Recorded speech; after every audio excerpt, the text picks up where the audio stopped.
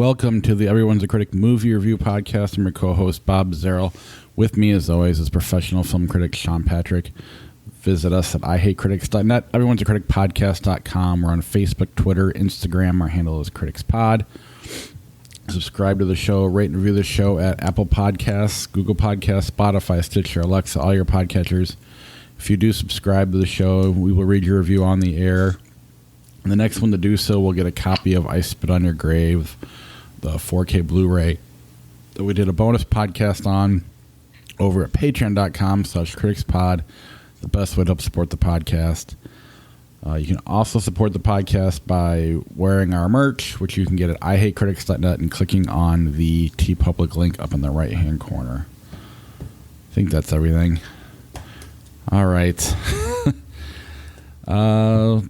It's the first real weekend of the year. I know we kind of did it last week, so let's have some fun and share my screen, get everything up here. Have some fun. Trying not to think about all the dead celebrities.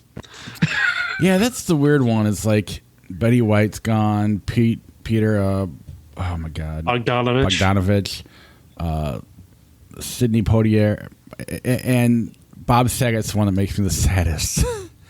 And it's only because he's probably younger and I grew up with Full House, but it was just kind of like, Jesus.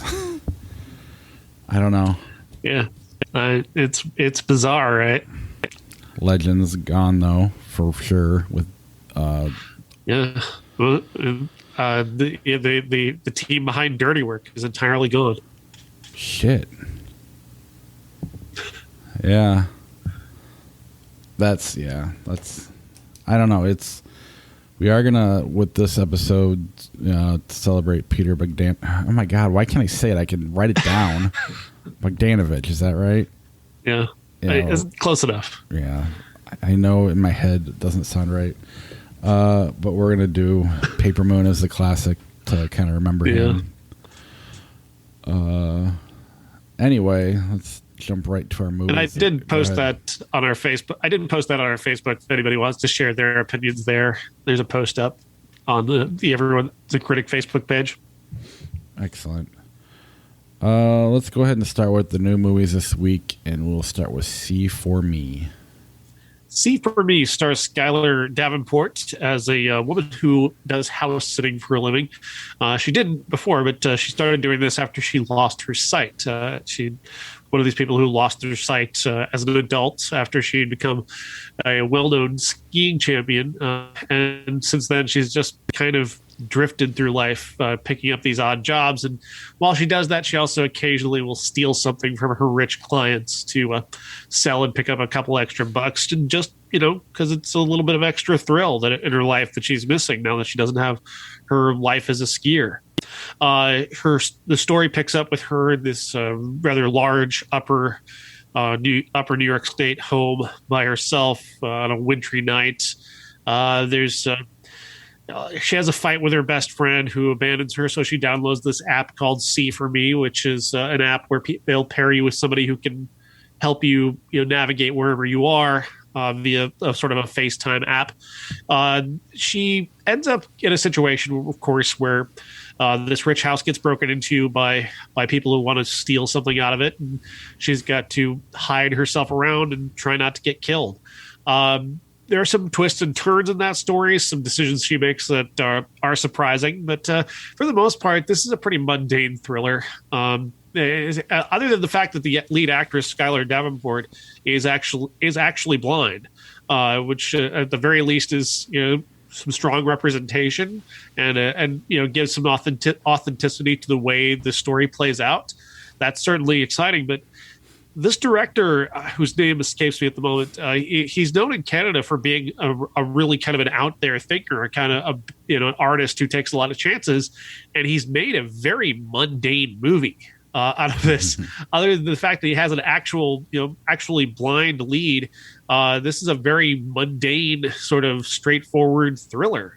And when I was looking into the reputation of the director, I kind of expected a little bit something more, and that left me pretty cold to this, considering that I've seen so many thrillers similar to this, if not as authentic. I think we've all seen a lot of movies that are like this. A large house in the middle of nowhere, people break in, and one person's got to hide from them. And there's some boldness in terms, I guess, of how gory some of the deaths are in the movie. But beyond that, it really doesn't stand out very much for me. Have you seen anything this director has done before? I believe this is his first feature. He's an artist by trade. Gotcha. You live and learn. Yeah. I did not get to this one, but I did actually see a handful of movies this week, so I can participate more. But I don't even really have any questions. Fair enough. The 355. The 355 stars Jessica Chastain as Mace, a CIA agent who is on the case when one of those world-ending MacGuffins goes missing, and the terrorists have it. She gets together with other agents from England, Lupita Nyong'o, and Germany, Diane Kruger, and Colombia, Penelope Cruz, and even China, big fan. And together they've got to recover the world-ending MacGuffin that can do anything. Again, this is just another mundane action movie where all the action is stuff we've seen before with the same kind of motivations we've seen before. I guess it's something that the actresses are, a wide range of backgrounds, and they're all women in the lead. That's something. But I mean, if you want an action movie like that, Gunpowder Milkshake came out last year and was a lot better than this.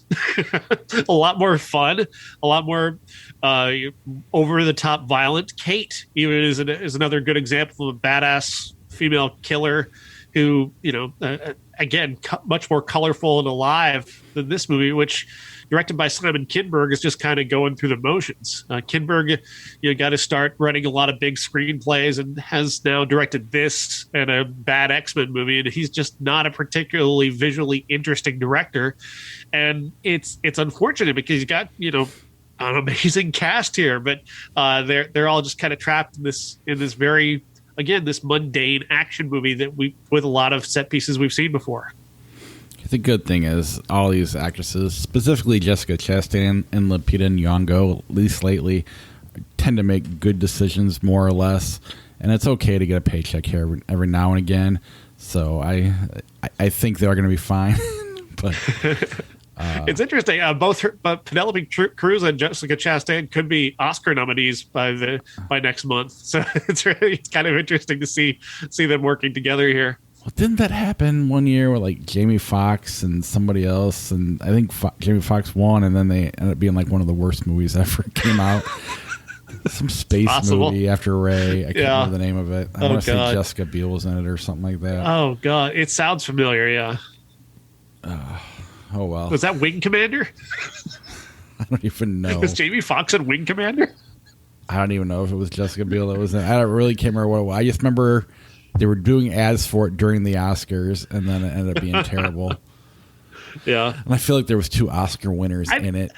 At the very least, this isn't like Norbit levels of embarrassing. Like this is very, it's much more mundane, and forgettable. Yeah, like a lot of cliches. Like there's this crowded marketplace in a foreign country, and everybody's doing. Did he hand off the MacGuffin thing to that guy?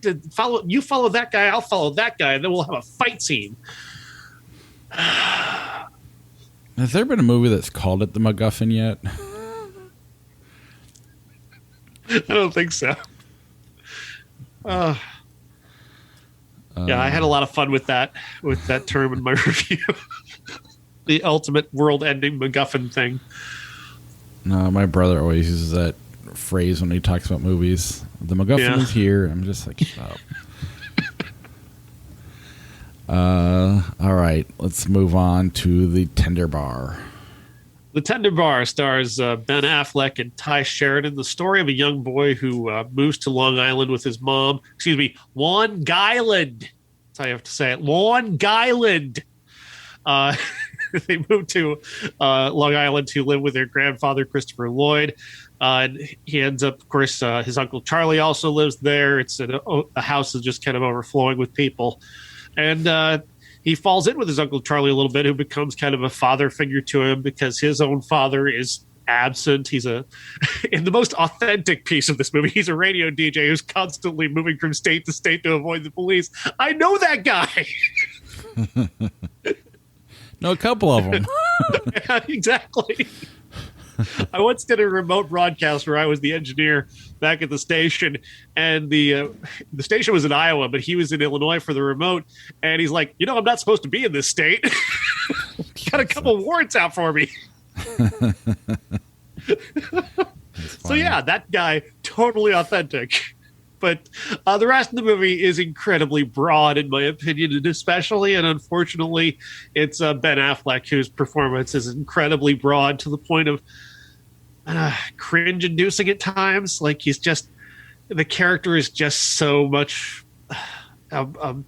just this over-the-top thing that actors like to do. A lot of actorly business, a lot of actorly monologuing and posing, and again that New York, Long Island accent that occasionally slips over into his Boston accent a little bit. It's like you can just sense that actors love working with George Clooney because he's an actor and he knows that actors like to do actor stuff, and he lets actors do actor stuff. And that can be good, like in Confessions of a Dangerous Mind, letting Sam Rockwell just kind of go nuts was kind of what that movie needed in terms of its energy. But then you have something like Suburbicon, where Matt Damon's doing this super intense performance in what is otherwise a seemingly comic movie, and it doesn't make any sense. And here, Affleck's character makes sense, but it's just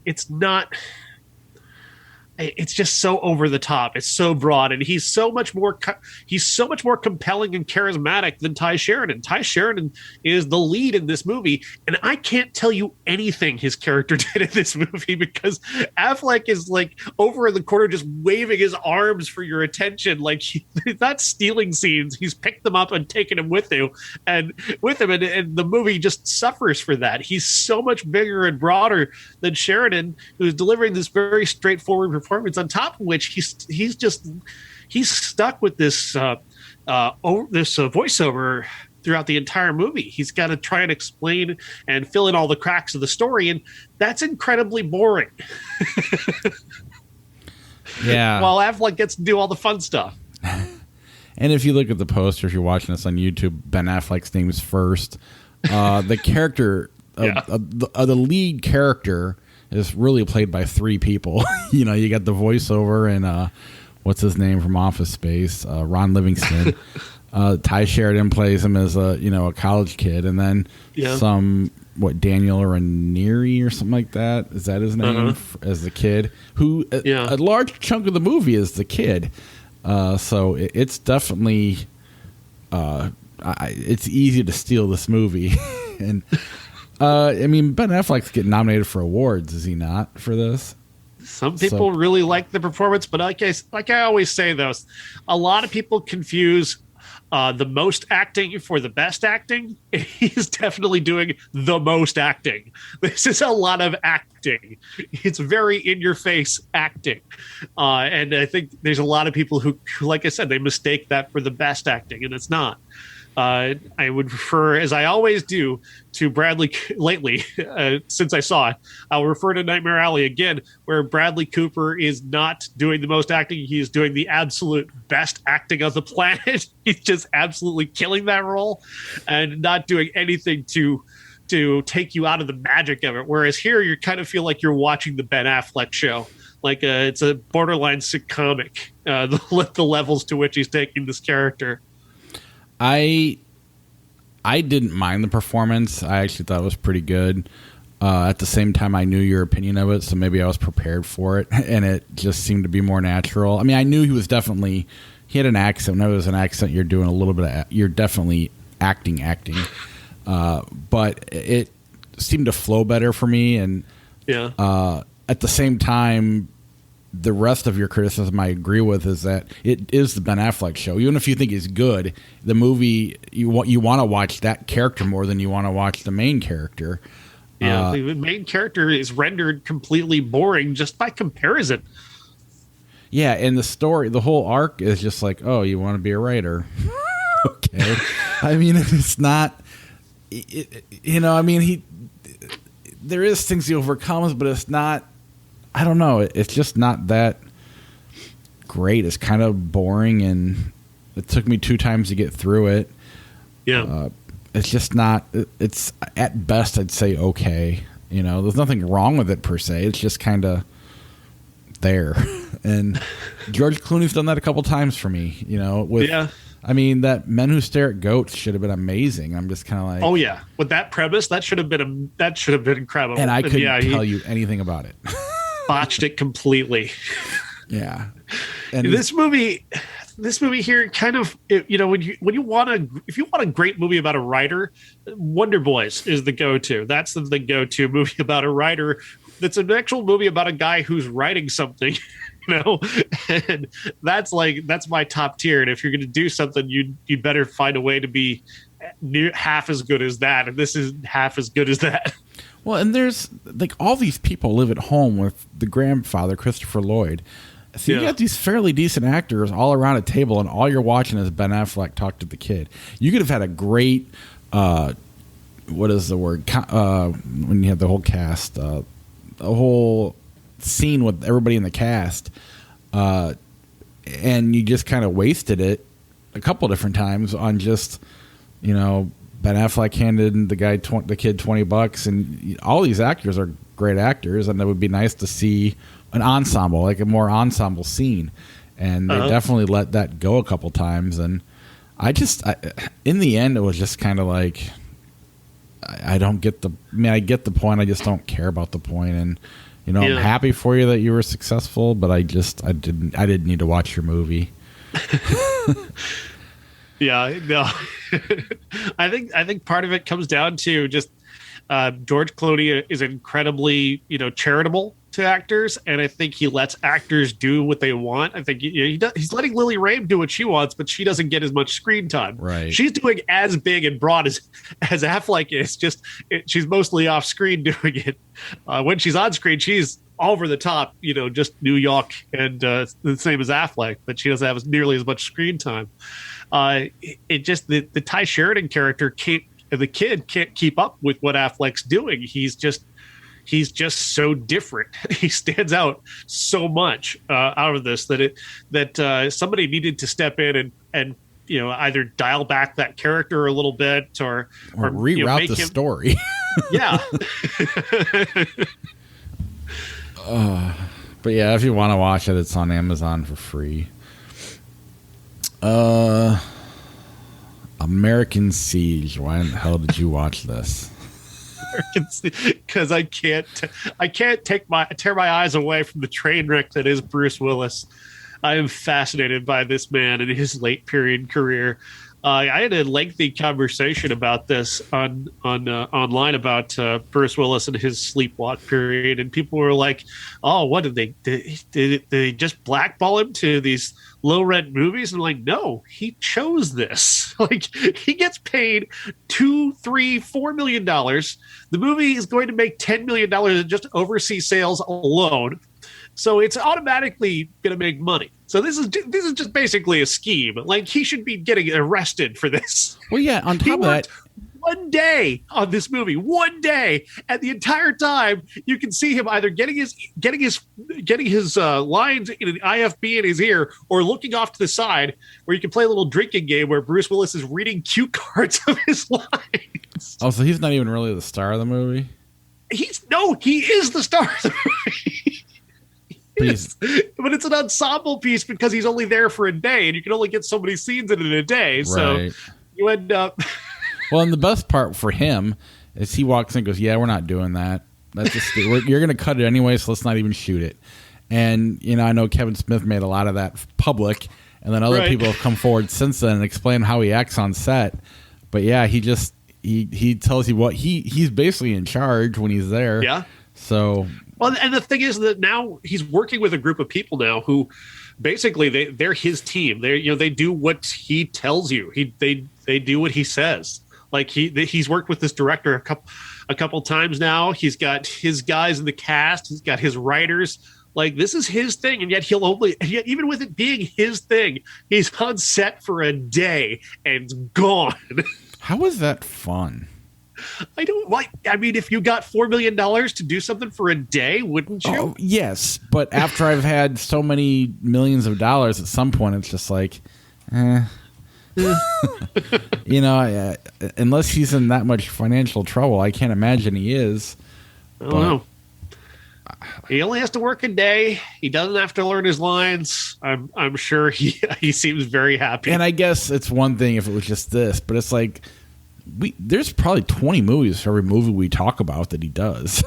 Yeah. So he's doing this all the time, which is more of why I'm like, at some point I just be like, yeah, I don't need to do that one. I don't. He has no he doesn't care. I think this scheme, whatever it is, whatever thing he's got going on in Europe or wherever it is that he's selling these movies to, Slovakia, it's some sort of tax shelter of some sort. There's some sort of awful, evil scheme going on here. I don't know what it is, but one of these years, we're going to find out. Somebody's going to write a book about this and reveal exactly what the tax scheme is that keeps these movies getting made and him getting paid for a day's work. Yeah. Well, is there anything about the movie we need to talk about, or do you pretty much sum it all up? It's terrible. It's unwatchable. It's pointless nonsense. He got his friends jobs on. That's pretty much it. I guess if you're getting your friends' money, that's a little different. Well, it's his friends, but his friend is like Janet Gretzky and her son, like as if they don't already have a lot of money. Yeah, fair point. But he did get Timothy V. Murphy, I guess, an above the line credit. So good for him. Yeah, I don't know that name because the world is going crazy for Timothy V. Murphy. Everybody knows that guy. I'm amazed Bruce Willis allowed for his name to be to the left. I mean, Bruce Willis is still the first face.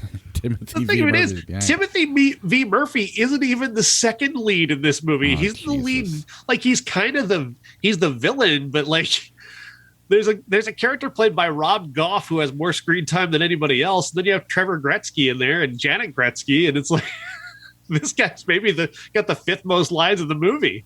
It sounds like they needed Ben Affleck to come in and draw some attention his way. All right, I've had enough. Let's move on to the documentary American Gadfly. I did watch this one. American Gadfly is a documentary about a group of teenagers who were just kind of naive and brilliant enough to think, what if we got somebody to run for president? They were just kind of didn't know how to do it, and so they just went ahead and did it.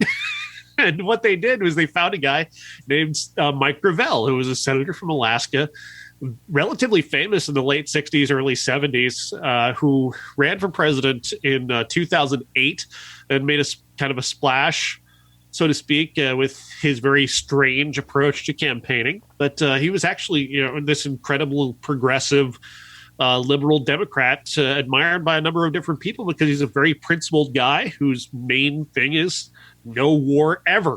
And these kids, being progressives themselves, saw somebody that they could relate to. And they get a hold of him, they pitch him their idea, and he goes for it.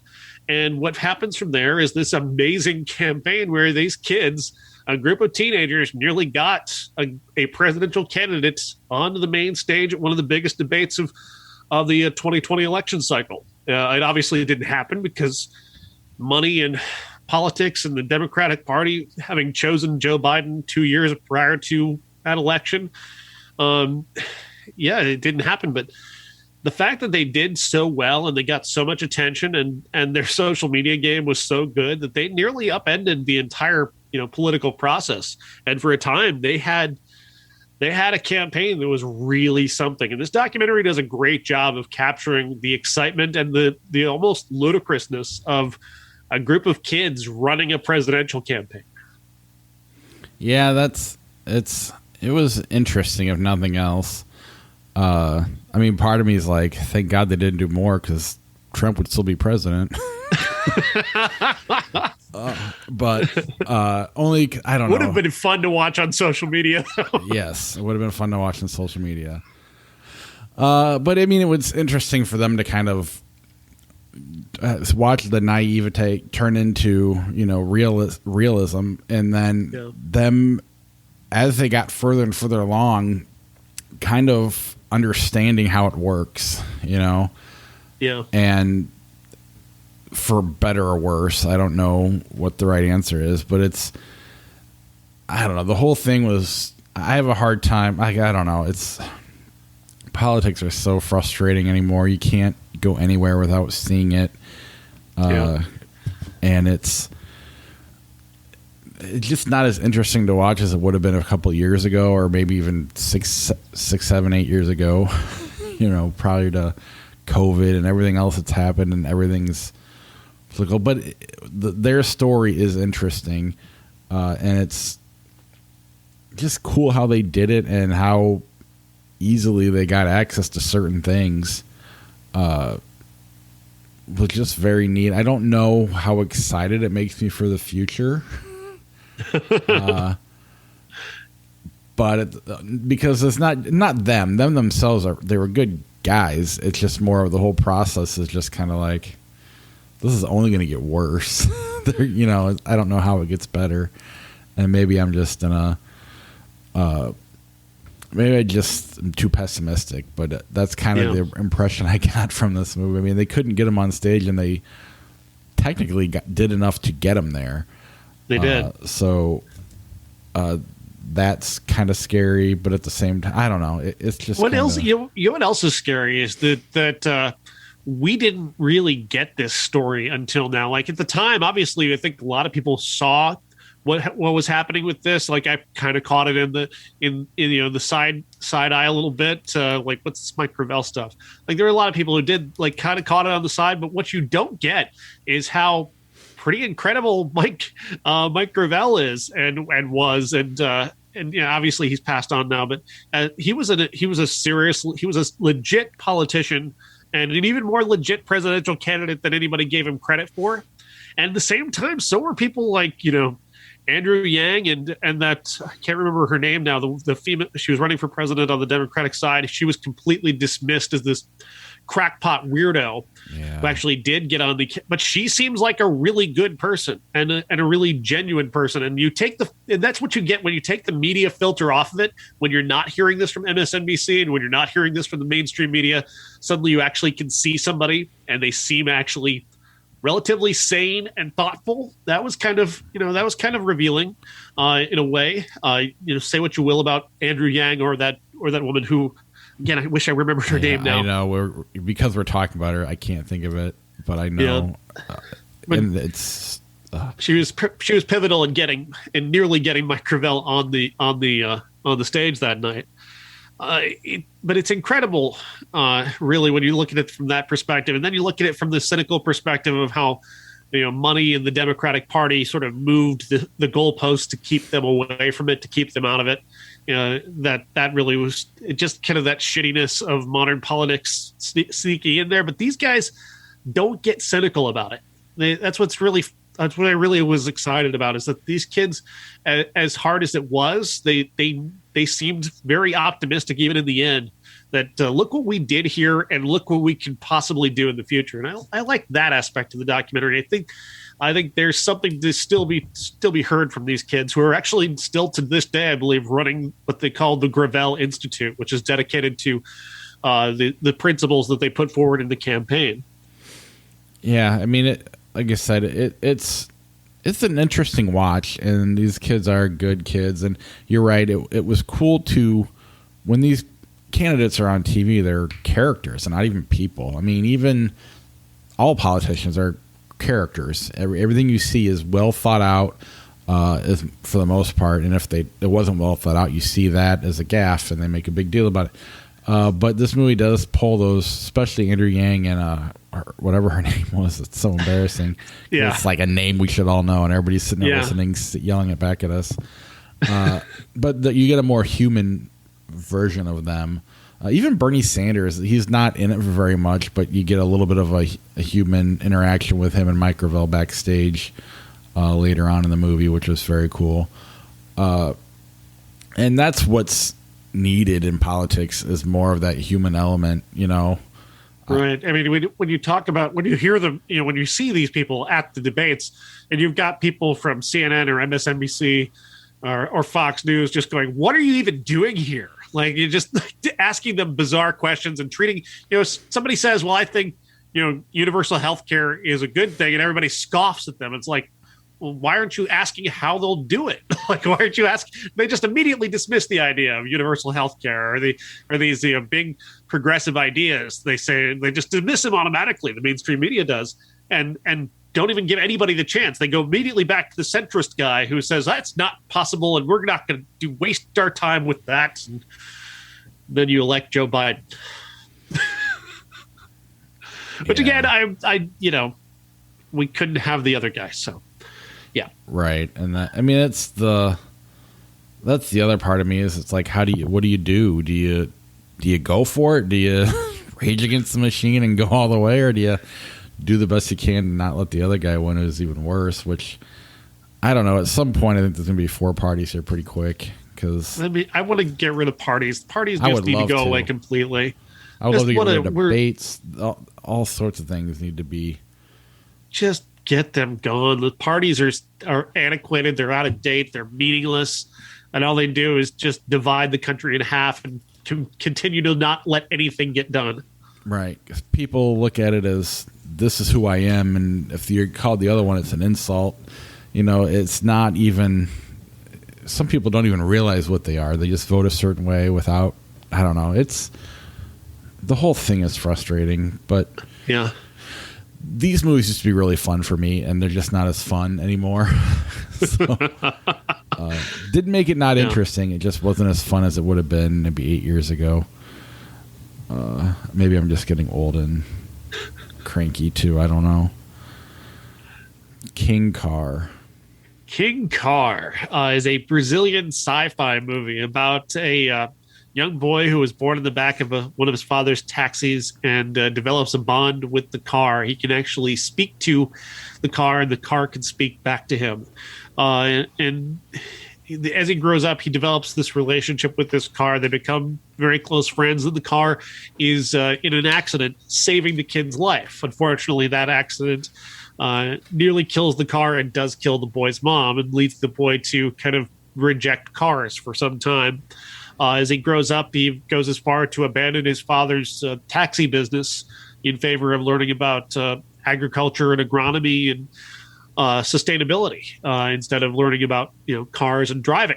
Meanwhile, his father is facing a situation where the Brazilian government is imposing a law that says you can't have a car on the street that is older than 15 years because they want cars updated to standards for the to help the environment. So the boy, while his dad has a heart attack basically because of this, he turns to his Uncle Z, who's this weird genius, and has him turn this car into a new car. Let's take this old car and upcycle it into a new car. And he actually tells him how to teach it to speak and to let it speak to other people, and it becomes this cult figure where it can speak to other cars, and it draws those people with their cars into this cult, this sort of King Car cult. And naturally, this all goes to the car's head, and it starts to turn evil. Really weird, fun, exciting, strange, beautiful movie. I was blown away by this movie in many ways. It's bold, it's strange, it's unexpected. There's a character who played by Jules Elting, who's this artist, and I was talking about her in my review, and I said she's much like Maud Lebowski. Their art is seen as very vaginal. I'll just leave it at that for you to discover yourself. There's some bold sexuality in the movie that definitely will have some people talking, but that's really what it comes down to, is the obsession to the point of even sexualizing our fetishistic obsession with vehicles and cars, and our desire to not let go of our car or change our car or change how we approach the car. We want our cars to stay the same, but also be perfect in our eyes forever, and that obsession with car culture is kind of fascinating, and it's very much sent up in a very darkly comic way in this movie. It's not for everybody. Not everybody's going to like this. A lot of people are going to be really turned off by this, but again, when I've sit through movies like the 355 and See for Me, which are these very mundane, familiar plots, I want the movie where somebody tries to fuck a car. Give me that one. I'll take it. All right, I have questions, but I'm going to change the batteries, and I'll be right back. Hold on one second. Okay, we're back. Okay. You had questions. Yeah, well, you ended it with, I want to see movies where they fuck a car. No, you didn't say that. But after, I'm screwing you up. People rewind 30 seconds and listen to it again. But, so what happens in this movie? Or is it just more you need to discover it for yourself? I think you need to see for yourself exactly what I'm talking about. I don't want to give away all of the fun of this movie. It's just it's a very weird, very exciting, very strange movie that, is, again, not for everybody. Like, is this as weird and exciting as, like, Mandy or Night of the Virgin or... It's definitely in their vein. I don't think it goes quite far enough in terms of being as outlandish as it could be, but it definitely goes to places that are, wow. It goes places for sure. Yeah. It's also sometimes it's foreign.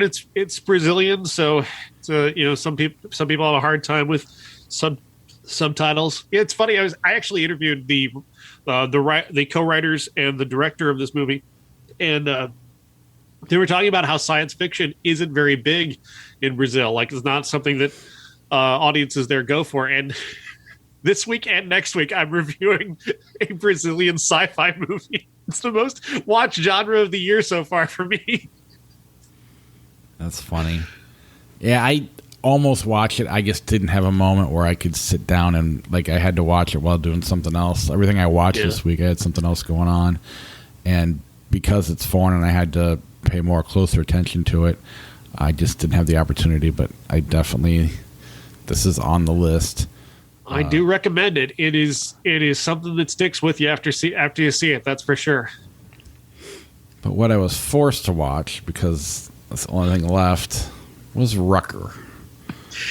Rucker. Boring serial killer movie ever made. Right? Right? Absolutely. Like, these actors, I'm sorry, these are two just not particularly interesting actors. The story here is about a trucker who kills people in the back of his truck and buries them in freshly dug graves at cemeteries, and he's doing it. He's killing women who look like his ex-wife, and he's being filmed for this documentary. And the documentarian is at first off screen, but she's eventually brought in front of the camera, and she becomes very interested in the killing and then part of the killing. And they have a secret together that gets revealed, which is played very strangely, because were they sleeping together? Are they related? I don't know. The movie is too chaotic and uninteresting. The violence, I get that there's supposed to be like a horror comedy thing here happening, with the violence being so mundane. Like, he'll literally just reach over and slice a woman's neck and she'll just bleed everywhere, and there's no reaction from anyone. And I guess that's supposed to be like a sort of a comic take on the idea. Like, it's just, like, killing is just so mundane to these people that they don't even have any reaction to so much blood and someone dying in front of them. But none of it lands. None of it's, like, darkly comic. Some of it is kind of weird, but not in a very interesting way. And like I said, the lead performances are very bland. Yeah, it's none of it's terrifying. Like, I guess the movie would try to compare it to would be like Henry Portrait of a Serial Killer. Yeah. And it's not that at all. No. That movie is, with stuff not happening, there's terrifying moments in that movie, just kind of like, oh my God, these people exist. Here it's just kind of Rucker. Yeah, Michael Rooker is so unpredictable and so terrifying in his unpredictability that every scene of Henry Portrait of a Serial Killer feels like it's charged, and I didn't feel any of that charge in this movie. No, it made me want them to keep going back to the scenes where they had co-stars. You wanted more Corey. You wanted more Corey Taylor. Well, he was like one of the best things in the movie, and he's not an actor, and that's sad. And it was like, why is he even here? But they would, on occasion, they'd go back to truck stops and run into other truckers, and those were they weren't even that interesting. Just everything else was so boring that I would have rather watched those scenes for however long this movie is. And I don't know. I thought this movie was going to gain some kind of weird, outlandish, excitement that. And then there's a scene late where she's like showing a videotape of her documentary, and I thought like there's this woman who is on a bed, and I thought, is that him? Is he dressed up as a woman? Like, is he dressed up as this wife, Darlene? Like, that's kind of interesting. And then no, that's not what's happening. It's just her dying, very uninterestingly. Yeah, I couldn't even tell you what was, like you said. My assumption was they were related. But even then, I couldn't tell you much more about it. I couldn't tell you why he's doing it. I remember how it ends, I guess. But even that was just kind of like, okay. There's really nothing about it that... the reason serial killers are so terrifying is because they're real people hiding within our everyday lives. And how do they get away with it? Why do they do it? What makes them act like that? How are they normal one day and then crazy another day? There's so many questions, and this movie doesn't address any of them. No, and it doesn't. It's just a piece of shit. So yeah, that's Rucker. Our undisputed classic is Peter Bogdanovich. I said it right, I think. This movie, Paper Moon. Paper Moon stars Ryan O'Neal and his real-life daughter, Tatum O'Neal, in the story of a con artist who ends up assigned to take this young girl who was the daughter of a woman he may have slept with. He may even be this girl's father, maybe. He gets assigned to take her to another home in Missouri somewhere and drop her off there. But, of course... things conspire to make that not happen, and they end up going on the road together and pulling scams together. Early on, it's he's got this really clever Bible scam where he looks up the obituaries of people who have recently passed and shows up at their house and says, "Oh, well, your late husband bought you this Bible and it has your name in it." He really went all out, and she kind of ups that game a little bit in a very funny way. And along the way, they pick up a character played by Madeline Kahn, who is a sideshow performer who kind of a con artist in her own right, who takes men for money and leaves them. And Tatum O'Neal develops a rivalry with her that she wants to get rid of her so she doesn't keep taking all of his money. And really, this movie is very good. It's very good. It's not like entirely memorable, but it like not like one of the great all-time classics or anything. But I like the title, Paper Moon, and it's about the idea of something that looks real but isn't. Like this father and daughter who they look like father and daughter. They may or may not be father and daughter, but it's all just what it's telling you. It's like it's a perfect metaphor. Like it's a fake moon in a fake sky, as the Ella Fitzgerald song puts it. But if you believe in it enough, it becomes real. And for one of them, at least, it kind of becomes real. And maybe for both of them, it kind of does.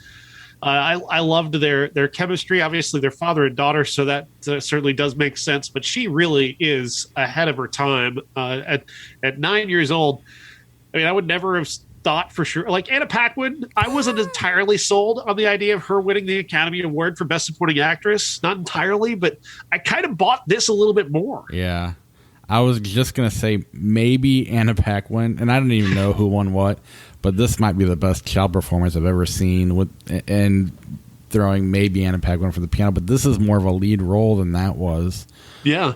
She's got a lot. She is on camera a lot. She's got a lot to do. Far and away the best thing about the movie. And that's unfair because she's a kid, and there's a little bit of a bias, that makes the bar's lower for her. And you just automatically like kids. And Ryan O'Neal has to do a lot of the heavy lifting because of that. But I just thought she was fantastic in it. are just like really, really good. Like this is better than Bonnie and Clyde by a lot. I would take this over that. Yeah. And maybe we're in the minority. Again, this is somewhat forgettable, I guess, other than her performance, but it's definitely watchable. I was pleasantly surprised, and Bogdanovich, at the very least, he doesn't make movies that other people make. There's nothing typical, about this or the Last Picture Show. That movie has a love triangle, but it never feels like your typical love triangle. It feels so much more authentic than that. And this one is just a story that I think, who would ever tell a story like this? And what's going to be the point? And the point ends up being that even something that may not be real can feel real if you believe in it enough. And they're kind of suckers for each other in a way that's kind of exciting. And I didn't know if I was going to enjoy the movie, as it was early on. I wasn't connecting with it. And then as I kind of went along, and it took actually listening to the Ella Fitzgerald song after the movie and going, you know what? Yeah, that does fit. Like that is a complete story. And I do buy into these characters even more than I thought I did. Yeah, and then just the idea of the kid who who joins the swindler without, you're not ready for it, and it just comes out of nowhere. That's been done since then. Maybe it's been done before it, but I don't know. Every reference I had, granted, I was born after this movie came out, so I suppose I don't know what the first movie to do it was, but this definitely looks like a movie that's been stolen from that aspect of it. Which I think is very cool. Again, watchable, very, very watchable. It's free on Amazon right now if you want to watch it. I'd say it's worth it. It's not a big deal if you don't see it, but for Tatum O'Neal's performance alone, I'd recommend it. It's definitely, for her, that is a piece of Hollywood history where a 9-year-old is delivering the best performance of the year she's performing. Well, yeah, and I mean, if you're into movies like Home Alone and whatnot, this is better. Like, she's way better than that. And I'm not saying anything bad about Home Alone. That movie works for what it is, but this is definitely a better kid movie performance type thing. So just really impressive. Yeah. I don't know what else to say.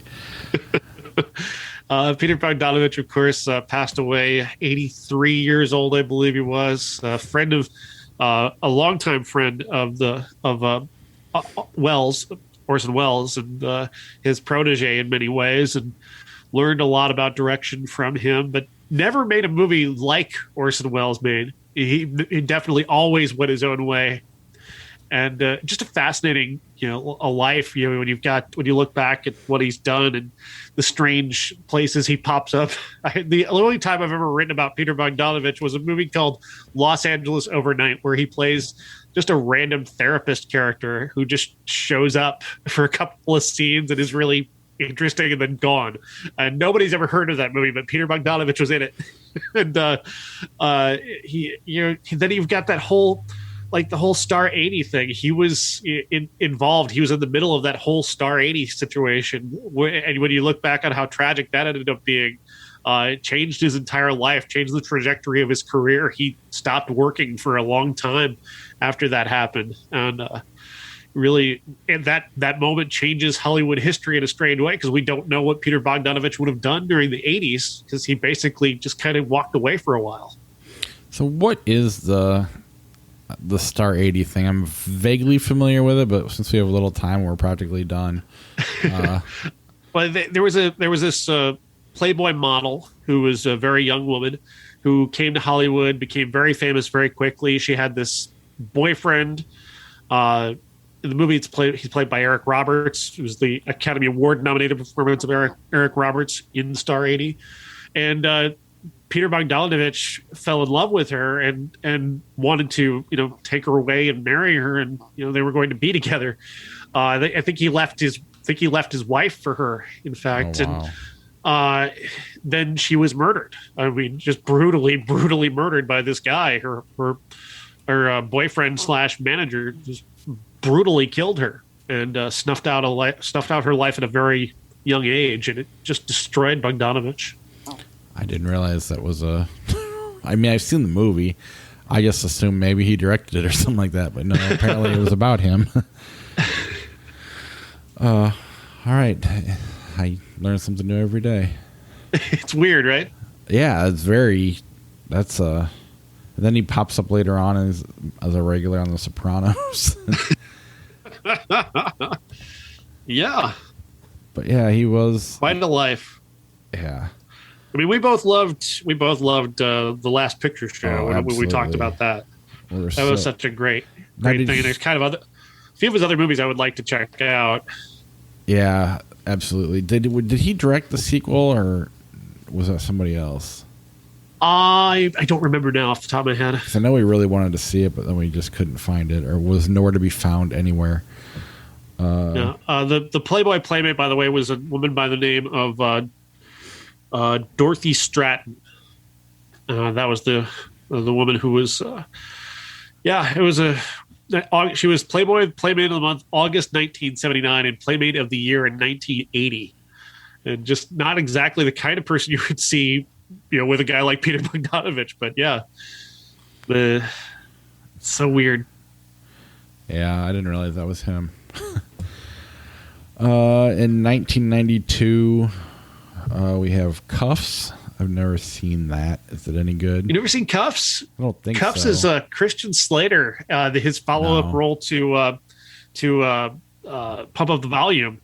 He plays a teenager who becomes a cop. And this is actually something that could sort of happen in San Francisco at this time. I didn't know this. I read this in a review in the Washington Post where they're talking about how in San Francisco, they had these things where they had a citizen police force in a way where districts were divided up and you could buy a district and be that district's police officer. So when this guy, Charlie Cuff's brother, gets killed, he inherits his district and becomes like this teenage police officer. And he sets about trying to solve his brother's murder. That's funny. It's a terrible movie, but I loved Christian Slater. I was obsessed with Christian Slater back in the early 90s. He was my hero after Pump Up the Volume. And this movie, he was just so cool that I think I watched Cuffs like a dozen times when it was on cable after that. And, I can look back on it now and see like it's a terrible movie, but at the time it was like the epitome of cool. He does that cool Christian Slater thing where he turns and he talks to the camera. It's like, I'm friends with Christian Slater. It's Christian Slater's like Mark Paul Gosselaar meets Jack Nicholson. I mean, you got that's a very wide range. It's perfectly accurate. Zach Morris, police officer. Zach McMurphy.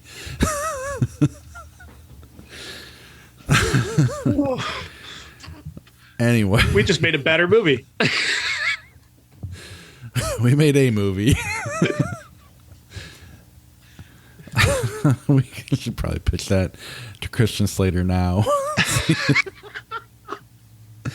One Flew Over the Cuckoo's Nest, but a grown-up Zach Morris. It's set today, but he's got one of those big brick cell phones, and he's still dressed in his 90s gear. He can call time out.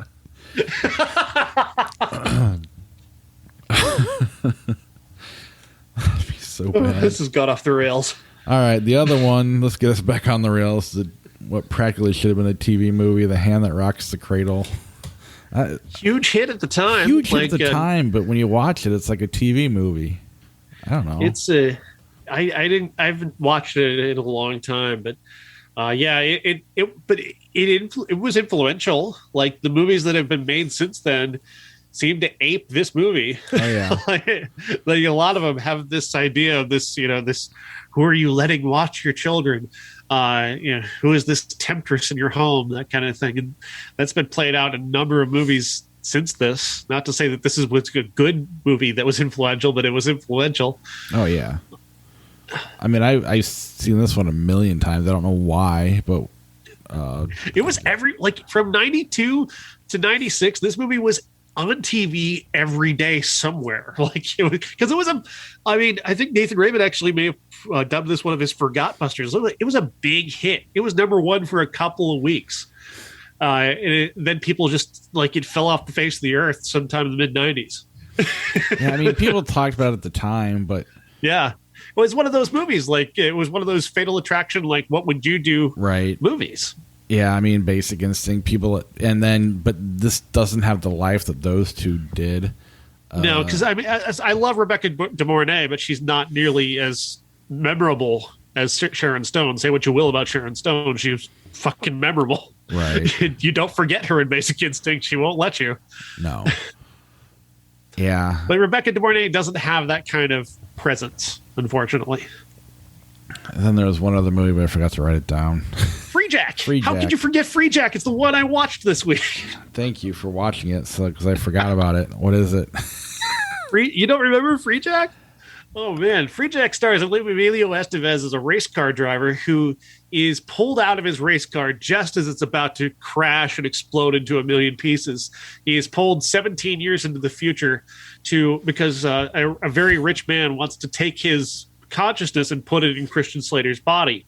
And so they call these guys who they do this to Freejacks. So, like, rich guys can use this technology to, like, go back in time to these places where they know somebody who they are interested in purchasing is going to die, and they rip them out of that space in the last second and into the future, and then they inject their consciousness into that guy. Unfortunately for them, Emilio Estevez proves a little bit tougher than others. He doesn't go to sleep. He wakes up in the middle of the process and escapes and goes out into the world and hides while Mick Jagger goes looking for him as a bounty hunter. He ends up going back to his girlfriend, Renee Russo, who kind of tries to help him, but also doesn't believe it's him because she hasn't seen him in 17 years. And the last time she saw him, he was in a million pieces on the ground. So she's kind of shocked to see him. Anthony Hopkins is the big bad in this movie. It's bad, but there are a lot of people who really love this movie. Like, there's a kind of a Freejack cult, if you will. When the 20th anniversary of this movie, 25th anniversary of this movie came out, people were writing things about how Freejack was a glimpse of the future somehow. I'm not sure, but I don't see that in any way. It was ahead of its time. How is this ahead of its time? You can't place your consciousness in somebody else's body. Yeah. Did it precede Avatar? What are you talking about? I mean, nobody remembers how you got into Avatar. I don't know why I brought up Avatar. Nobody remembers that. No. I don't even. People remember Freejack better than they remember Avatar. I don't even really remember the cover of this movie. Vaguely remember seeing Emilio Estevez and Mick Jagger. I don't even know if I saw Renee Russo's name on it because I don't know if she was as popular at that point.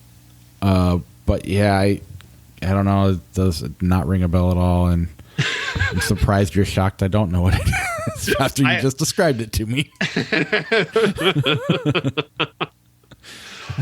Mick Jagger is really fun in it. He's having a lot of fun. I'm sure. But you want to really have fun watching Freejack. Imagine the Mick Jagger as portrayed by John Mulaney in his stand-up special in this movie. And just try to imagine him as an acting partner. That's got to be hilarious. That's got to be. I haven't seen that stand-up.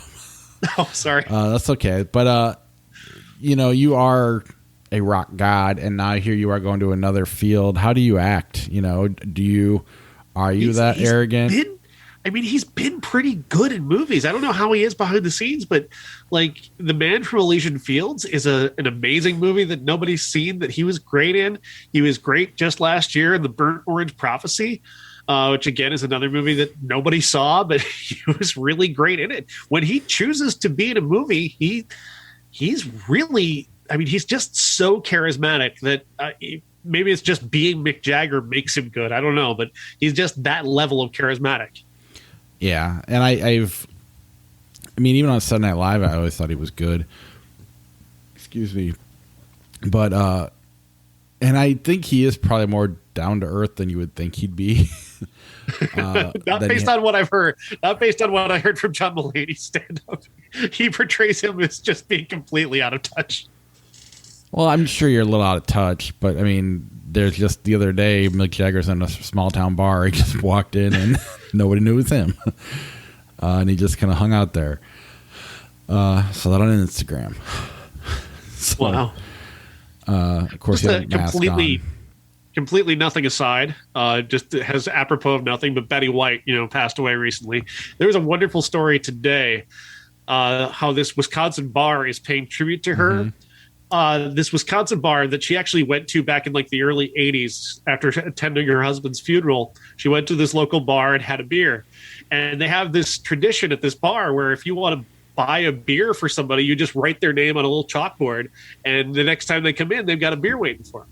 And you pay for it, of course, and the beer's just waiting for them when they come in.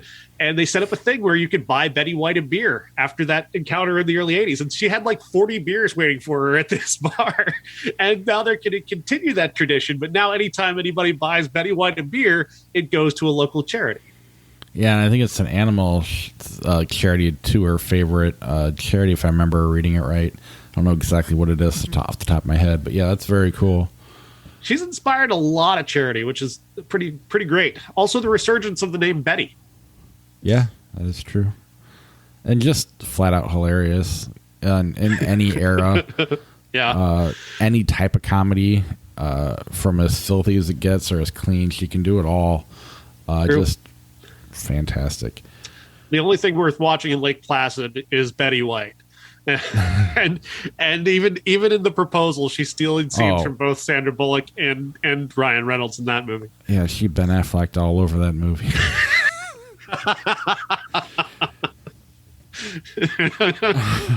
New T-shirt, just Ben Afflecking everywhere. Jeff figured out how to design that and get back to me. Sounds too much like fracking to me. I don't know why. It doesn't really sound like it at all, but that's what pops in my head. Next week, there's quite a bit. I don't know if it's any good. Scream, the new Scream comes out to theaters. The Legend of La Llorona. Belle, The Pink Cloud. The Curse of La Patasola? I can't read that Patasola, one. I think it is. A Cops and Robbers Story. Sex Appeal on Hulu. The Free Fall, and The Surprise Visit. And I will already have a review of Sex Appeal already on our Facebook page, and I'll have reviews of The Pink Cloud, Free Fall, and the Legend of La Llorona, the Curse of La Llorona. It's something La Llorona will be. The Legend. The Curse, I think, of that was a couple of years ago. And then last year, there's just a movie called La Llorona. Right. It's like every January there's a new. Yeah. Stop movie. Trying to make La Llorona happen. Sex Appeal any good? Any of those movies any good? I just know that one's on Hulu, and I have Hulu, so. I would say the one to watch is The Pink Cloud, but again, it's a Brazilian sci-fi movie, so nobody's going to watch it. All right. Our classic is the original Scream. In 1992, a movie called A Gnome Named Norm came out. That is a legendarily bad movie. Like every bad movie podcast has done a piece on A Gnome Named Norm. Does that mean I have to watch it? It's entirely up to you. I'm just saying that every bad movie podcast has done that movie. And then there's Juice. I remember that cover. I've never seen it, though. But yeah, that is our show. If you want to be a Patreon supporter, head over to patreon.com/criticspod to help support the podcast. Don't forget to rate and review our show on Apple Podcasts and let us know you did it. We'll read your review on the air and send the next person to do it. We'll send a copy of a 4K Blu-ray of I Spit on Your Grave. Which you don't have to watch. It's just more of a memorial of our episode than anything else. But it's movie aside, and even the movie, I thought the conversation was good, but the rest of the movies in it are really bad. But the package is really cool. It's a well put together package. Yeah. So if nothing else, it's like a $70 or $80 value. So, but I guess it's only worth as much as you'll pay for it. So anyway, let's head over to Flickchart and knock some of that out before we go home. Or, you know what I mean. Dick Tracy, James and the Giant Peach. I couldn't care less. Neither could Which I. one do you like?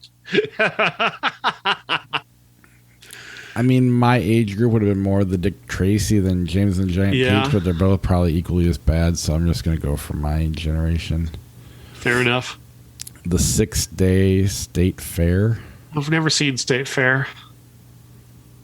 The 6 Day La Dolce Vita. La Dolce Vita. Absolutely. It's an extraordinary film. The Diary of a Teenage Girl. I've never seen Child Behind the Lines. The Diary of a Teenage Girl. And her movie, The Texas Chainsaw Massacre. It's The Texas Chainsaw Massacre. Diary of a Teenage Girl is a great movie, though. Inside Llewyn Davis, Escape from New York. Inside Llewyn Davis. People need to talk about that movie. My favorite movie of 2013, I think. Such a great movie. Absolutely. Rosemary's Baby, The Stranger. The Stranger. Yeah, I think so. Me, Myself, and Irene, Inside Job. Inside Job. Is that the... Is that a documentary? I can't remember what movie that is. Let's get rid of it. Me, Myself... I always saw that poster. I'm sure I should know what it is. I've never heard of whatever that is. Me, Myself, and Irene, The Princess Bride. The Princess Bride. Was Inside Llewyn Davis the Coen Brothers? Yes. Yeah, that movie. And that was my introduction to what's his name? Jesus Christ, one of my favorite Oscar actors Isaac. right now, Oscar Isaac. Yeah. Absolutely. And then Adam Driver even. That was my introduction to Adam Driver too. I know he'd been around, but I fucking love that movie. And Carey Mulligan too. And yeah. All of them. That's probably the first I've seen any of those people in. And those early on in our podcasting days too. So that was just a great movie.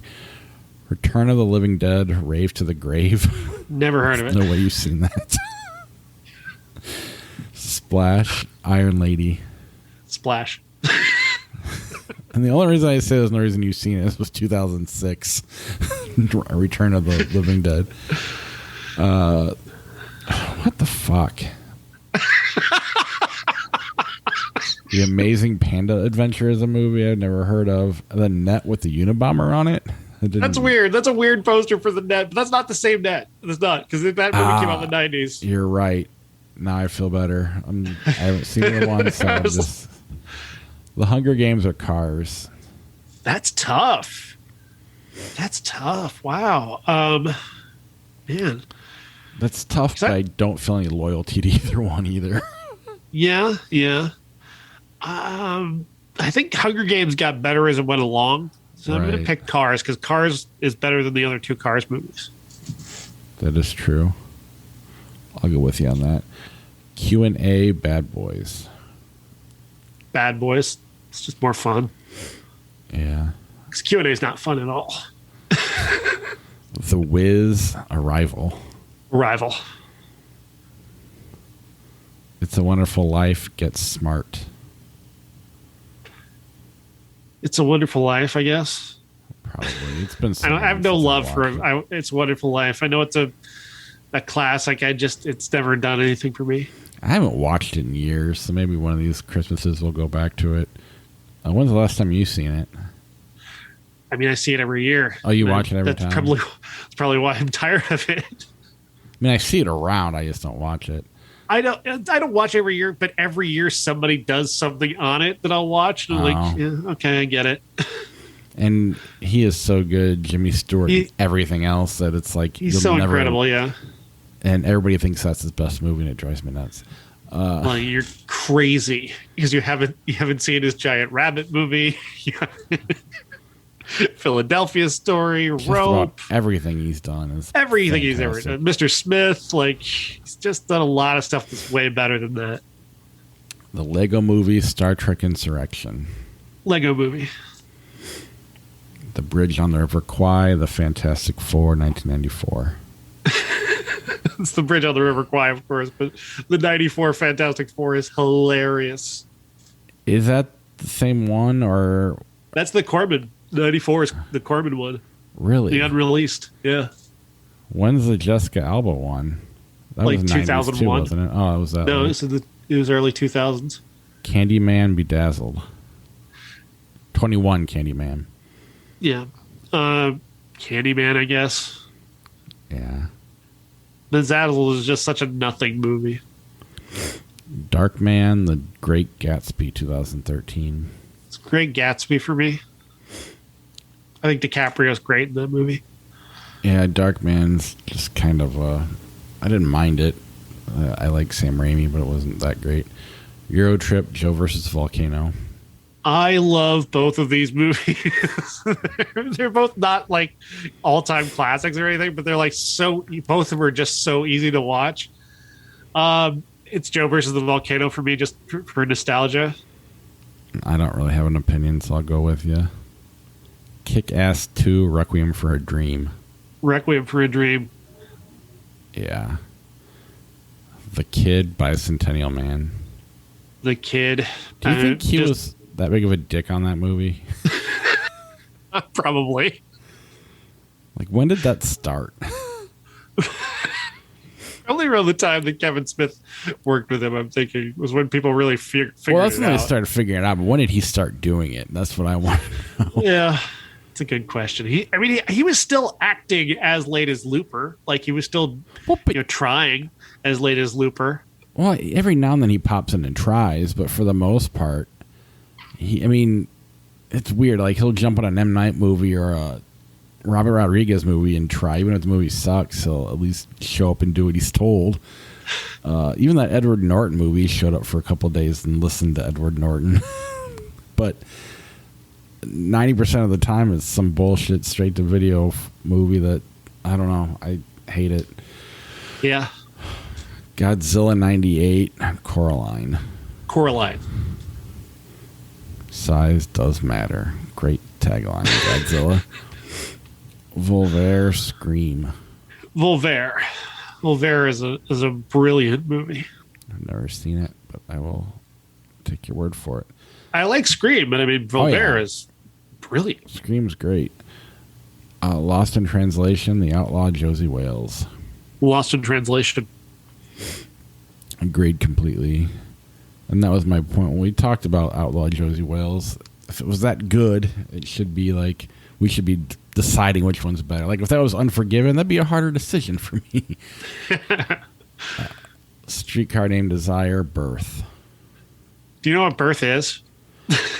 I know, isn't there a scene where Nicole Kidman's in a bathtub with a kid or something like that? Yeah. Her reborn husband and the child in the body of a child. Really fucking stupid movie. really ridiculously like creepy concept, and yeah, just terrible. But it's Streetcar, obviously. Deadpool Speed Racer. Deadpool, but I love Speed Racer. I do. I think Speed Racer is awesome. Yeah. Inside Out, Waiting. Inside Out. Yeah. Waiting just doesn't age well. No, and it wasn't good enough at the time to stand out like an Old School or whatever. Yeah. The Jerk, Jumper. The Jerk. Strangers on a Train, The Red Shoes. Strangers on a Train, but The Red Shoes is pretty fantastic. I now pronounce you Chuck and Larry, Creed. Creed, by a lot. Planes, Trains, and Automobiles, The Right Stuff. The Right Stuff. It's a long-ass movie, but okay. Ooh. We're going out on this one. I now pronounce you Chuck and Larry and the 1998 Godzilla. I'm going old school. I'm going to go Fishing with Gandhi.